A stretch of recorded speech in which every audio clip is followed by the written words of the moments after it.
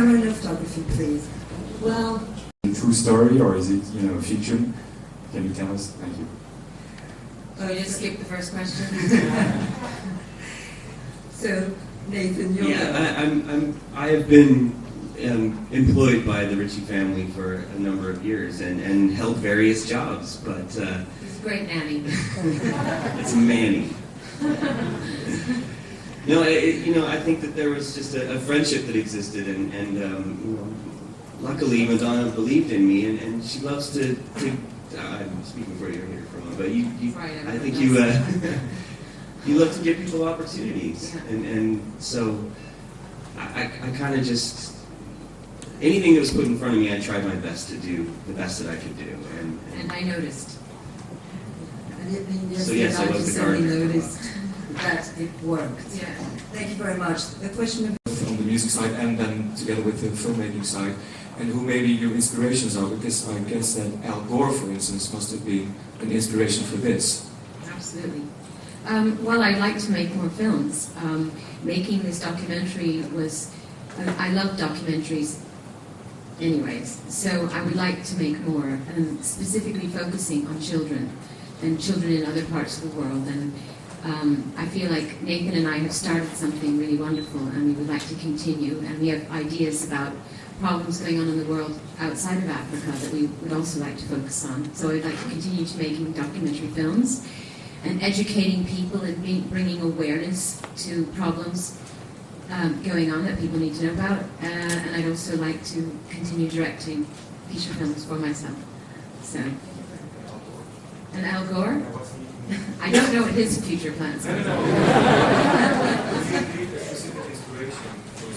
His film was absolutely an inspiration, but he is an inspiration because he's a person that a lot of people made a lot of fun of and picked on a lot, and I'm sure there was a lot of satire on him, and he sort of came back and really stuck it to people, and he made a film that I consider to be one of the most important films of the 21st century. So, Two last questions.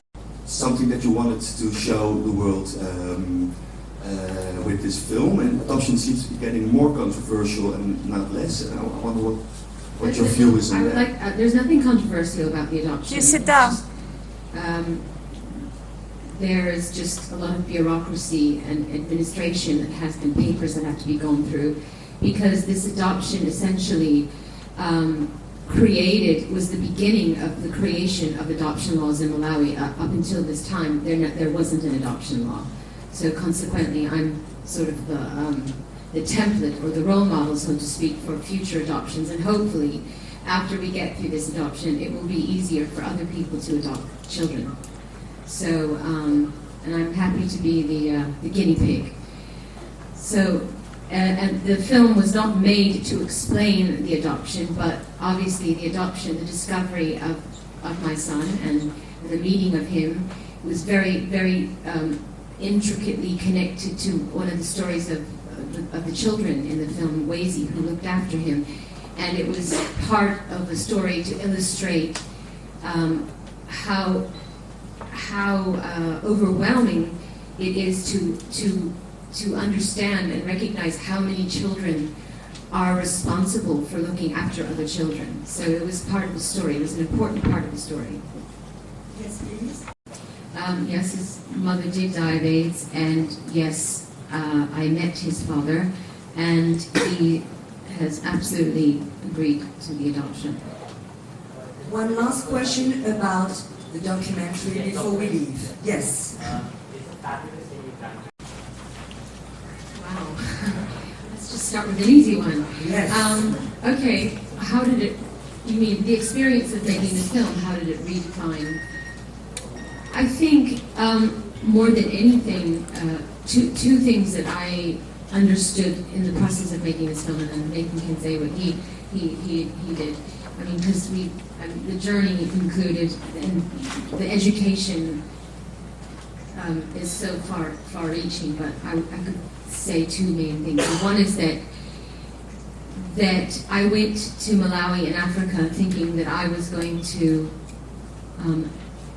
save children's lives and make a big difference in their lives, that I was going to affect change in their lives, and hopefully I have. But the surprise to me was how much they changed me, and how much evolution and growth occurred inside of me. And I realized that if you really want to change the world, you have to change yourself. So that was one big realization.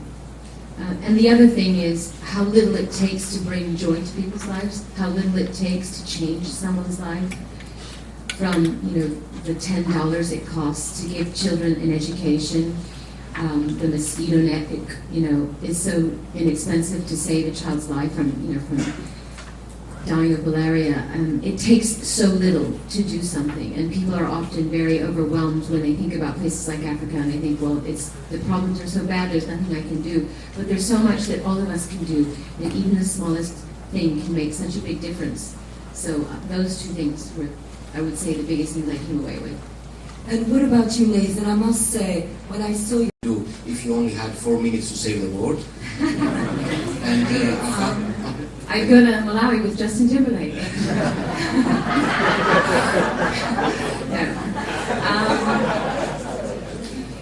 Well, if I only had 4 minutes, well,